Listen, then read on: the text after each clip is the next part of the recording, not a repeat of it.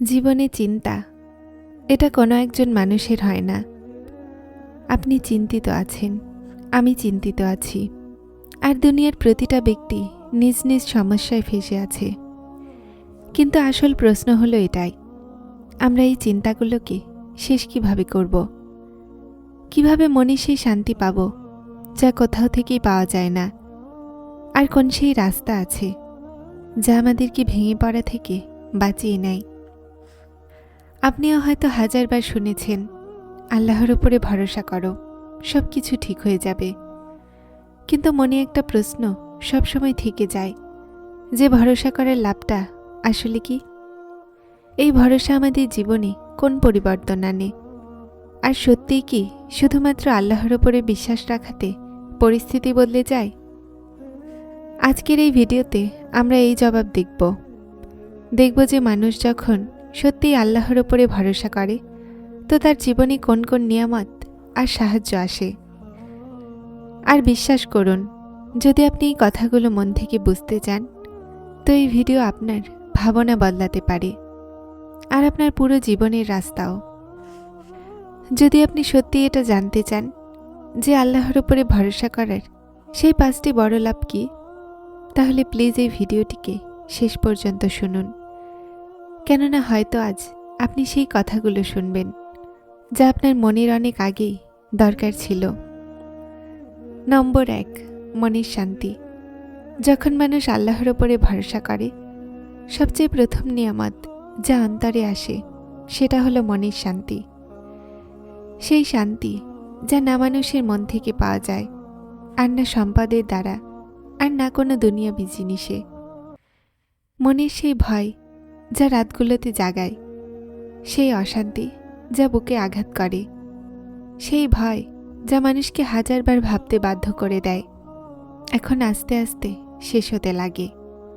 কেননা যখন মনের বিশ্বাস হয়ে যায় যে আমার রব আমার সাথে আছেন, আমাকে কোনো জিনিস ক্ষতি করতে পারবে না, যা আমার সেটা আমি অবশ্যই পাব, আর যেটা নয় সেটা আমাকে বাঁচানোর জন্য দেয়া হয়নি, তো মন আপনা আপনি হালকা হয়ে যায়।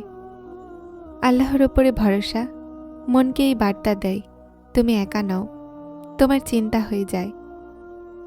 আল্লাহর ওপরে ভরসা মনকে এই বার্তা দেয়, তুমি একা নও, তোমার চিন্তা করার জন্য আসমানের রব আছেন। আর যখন এই কথা অন্তরে গেঁথে যায়, তো তারপর বাহিরের দুনিয়া যতটাই কঠিন হোক, ভেতরে একটা আজব শান্তি তৈরি হয়, যেটাকে মুখে বয়ান করা যায় না। এটাই সেই শান্তি যা ভাঙা মানুষকে দ্বিতীয়বার উঠিয়ে দেয়, যা ভীতু মানুষকে মজবুত বানিয়ে দেয়, আর যা চিন্তিত হৃদয়কে আল্লাহর দিকে টেনে আনে। সত্য এটাই যে দুনিয়ার কোনো কোণাতেই শান্তি নেই, শুধুমাত্র সেই এক জায়গার যেখানে মন বলে, আল্লাহ আমার সাথে আছেন, আমার ভয় পাওয়ার প্রয়োজন নেই। আর আপনি প্রথম নিশানি জানলেন। যদি আপনি মনে সত্যিই সিদ্ধান্ত নিয়েছেন যে আপনি আল্লাহর উপরে পুরোপুরি ভরসা করবেন, তো তারপর দেখবেন যে আল্লাহ আপনার অন্তরে কিভাবে শান্তি দেন। আর যদি আপনি কখনো এই শান্তিকে অনুভব করেন, তো প্লিজ কমেন্টে অবশ্যই লিখবেন, যেন অন্য মানুষদেরও ভরসা মেলে, আর তারা জানতে পারে যে আল্লাহর উপরে ভরসা সত্যিই জীবন বদলে দেয়। নম্বর 2, রাস্তা সহজ হয়ে যায়। মানুষ যখন আল্লাহর উপরে ভরসা রাখতে লাগে, তো তার অন্তরে একটা আজব শান্তি আসতে শুরু করে। সেই রাস্তা যা কাল পর্যন্ত কঠিন লাগত, যা থেমেছিল, যা মানুষকে ক্লান্ত করে দিত, সেই রাস্তায় আস্তে আস্তে সহজ হতে লাগে। কেননা যখন মানুষ তার রবের উপরে বিশ্বাস রাখে, তো আল্লাহ নিজেই তার জন্য দরজা খুলে দেন। সেই কাজ যা মানুষের সাধ্যের বাইরে লাগে, এটা আল্লাহর সাহায্যে খুব নরম আর সহজ হয়ে যায়।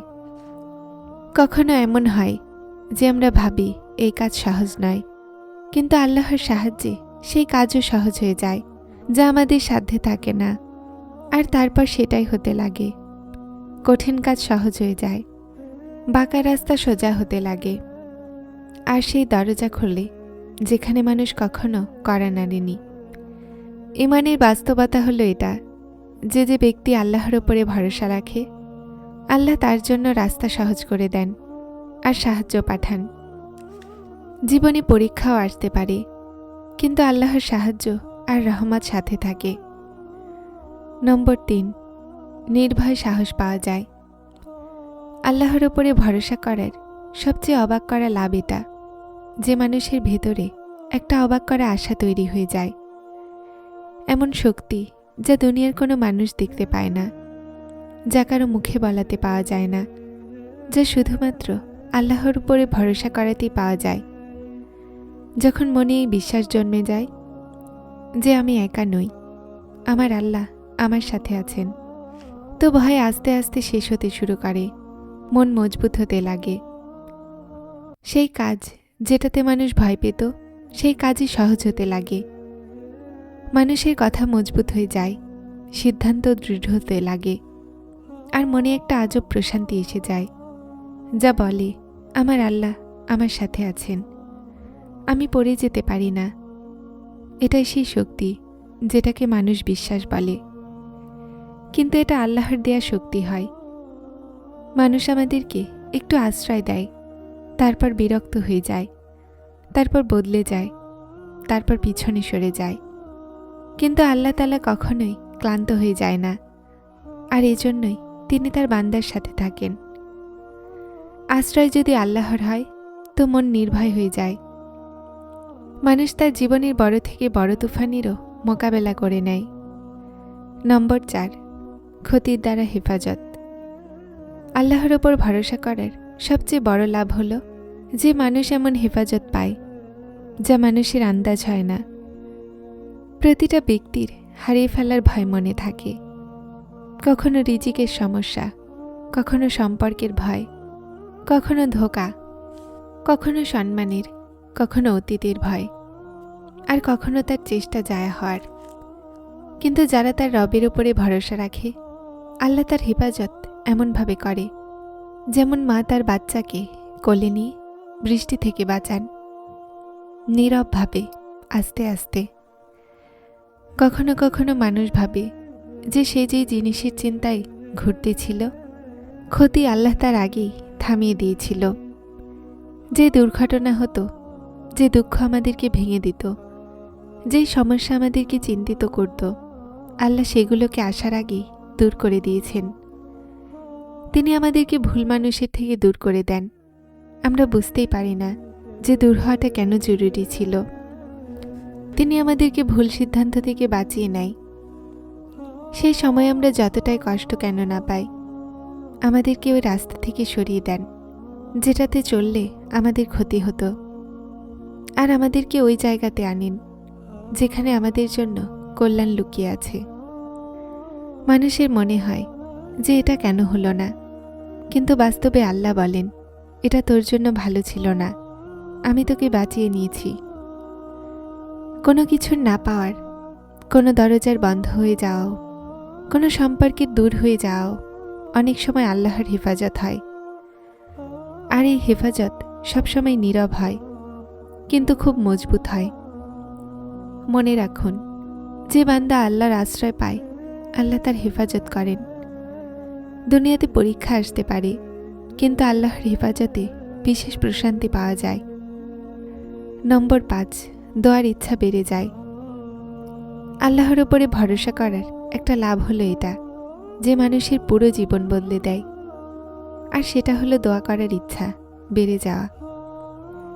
দেখুন, আমরা সবাই দোয়া তো করি, কিন্তু অনেক সময় মনে এই ভয় লুকিয়ে থাকে যে জানি না আমার দোয়া কবুল হবেও কিনা, আমি কবে থেকে চাচ্ছি, পাইনি কেন।